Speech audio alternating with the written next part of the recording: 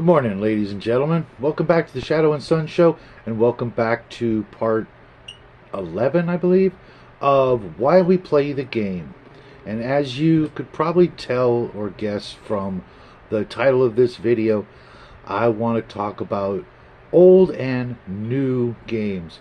With the impending diesel crisis we're going to have in a couple of weeks, it's going to be very difficult for some of us to actually purchase new games.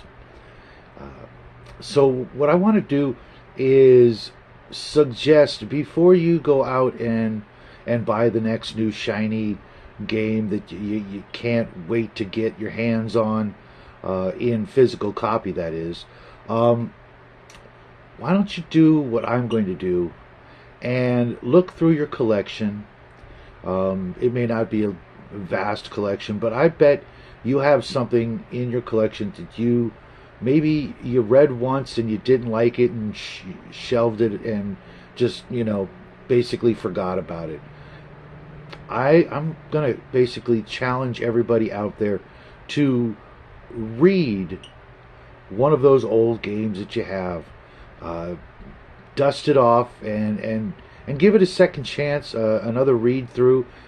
Maybe there's something in there you haven't even actually read. You bought it and you shelved it and you forgot about it. Go through your collection, see what's in there, and see if there isn't something that's got some life left in it. I know I've got a pretty huge collection. I'm actually probably going to read this book right here. See if I can grab it. Yeah. Here we go. This one. I bought it.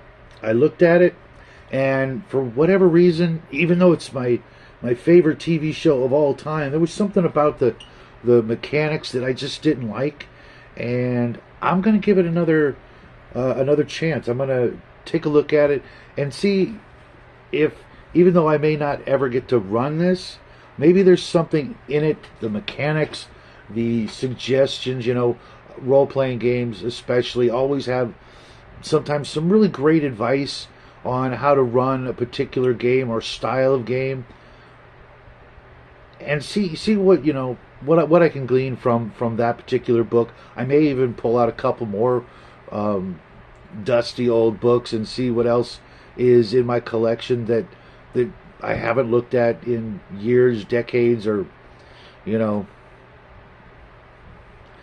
if I can find reasons to keep hanging on to them besides just the collector value, because I'm a huge collector out there, and I've got stuff that I know I'm never going to get a chance to run, but maybe there's something in there worth hanging on to for other reasons. And I'll get back to you with this one. I may even do a review on it just to make it worth your while to listen to me go on about why you should not buy the next new shiny game or book out there. Don't get me wrong, there's a whole lot of things out there I want to pick up.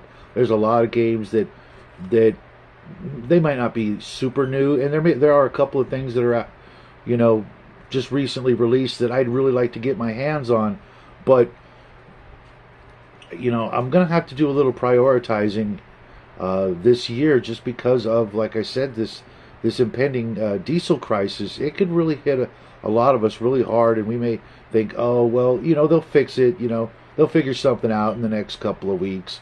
But what if they don't? What if suddenly getting old or new things in the mail just becomes really difficult? I know the holidays are just around the corner, but so is that awful business with the diesel.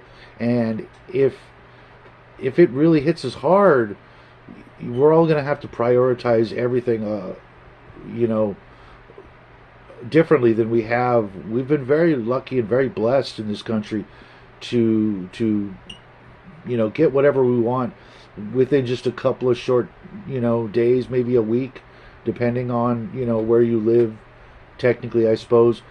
And I want to really challenge you guys to, read what's in your collection, and if for some reason you find you've got something that you absolutely hate, well, get a hold of me. Maybe I'll take it off your hands if that's even a possibility.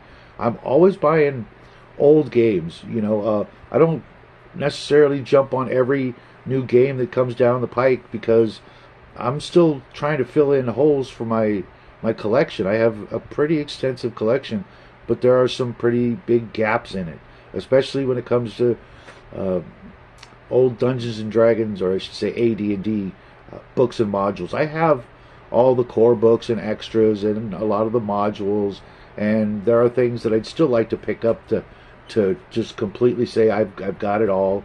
And so if while you're going through your old books and you find something that you just you're never gonna ever play or read or want to really keep looking after, because trust me, keeping on top of a collection like this does take some work. You do have to literally go and dust things off and straighten things up and make sure they're not slanted on your bookshelf. And you know what it's like to be a collector. You gotta make sure there's different things, no termites, no water damage. It just all kinds of weird little things you've got to do to take care of a good collection. And I'm gonna spend some time when I'm not chopping firewood uh, in the next couple of weeks here. I'm gonna go through and try to read as many of these old gems as possible. But I am looking to pick up a couple of new games. I really enjoyed last night's game with the Table Breakers, the index card RPG. So I may pick up a hard copy of that. That was a lot of fun, and like Bruce said, it's a great beer and pretzels game, and I could actually see using that to run a lot of different campaigns, including the one we were in last night, as well as the many other campaign ideas that are in that book. And that would be pretty high up on the list of things that I'd pick up for the new and shiny thing that I'd like to see under the Christmas tree this year. But there's some old things out there that I'd like to get as well. So if you guys have any suggestions for new and shiny, or even old gems out there that you think really stand up to the test of time, let me and everybody else in the chat comment section, I should say, let us know. What are you hoping to find under the Christmas tree this year, and what are you going to read before you write that check or click that buy it now off eBay or whatever online purchasing medium you use, wherever you shop the most. I don't recommend Amazon for getting games. They tend to be the second most expensive place you could shop. The first obviously being Noble Knight. I stopped shopping there years and years ago when I found that I could go anywhere else and get it cheaper. And a lot of the times they have items advertised that just aren't even in stock. They just keep the ads up, hoping that they'll buy another copy and just refill the inventory slots there. But what are you guys going to pick up? What are you hoping is under the tree? What are you going to reread? Are you up to the challenge? Are you willing to read one of your old books, or do you just want to just keep buying the new shiny that comes down the road? Having that addiction, I can't lie. I'm addicted to new stuff as well, but for me, some of that new stuff can actually include the old. So, what's on your list? Let me know, and I will talk to you guys real soon. Until then, have a great week and a great weekend.